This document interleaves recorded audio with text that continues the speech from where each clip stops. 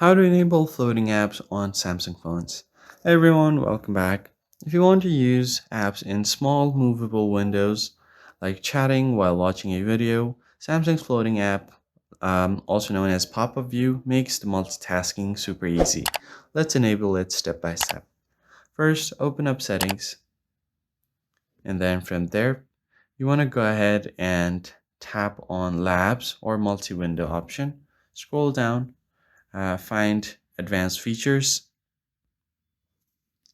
Then from there, you want to tap on Labs or Multi-Window, depending on which UI version you're on. So if you head over to Labs, you won't have the option for pop-up view here.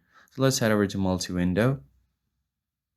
And then from there, you can find the option to swipe for pop-up view. Make sure that this action is enabled.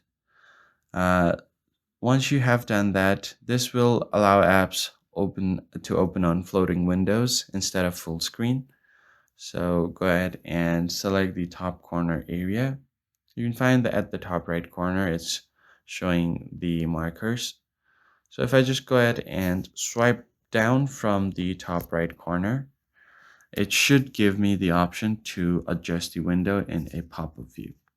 Now if I just tap on this top bar, I have different options. I can make it full screen, I can minimize it, and it's going to stay in a pop-up view. If I tap on it, it's going to pop up again. You can do this one other way as well. For example, if I want my WhatsApp to open in a certain way on a pop-up window, what I can do is just basically move it to the move it to my recent apps, tap on WhatsApp logo, then you have an option to open in pop-up view. Tap on it, and now you can adjust its size, and you should be good to go. So you can easily adjust their size from the corners. Tap on it and tap on the minimize button to collapse, and that's it.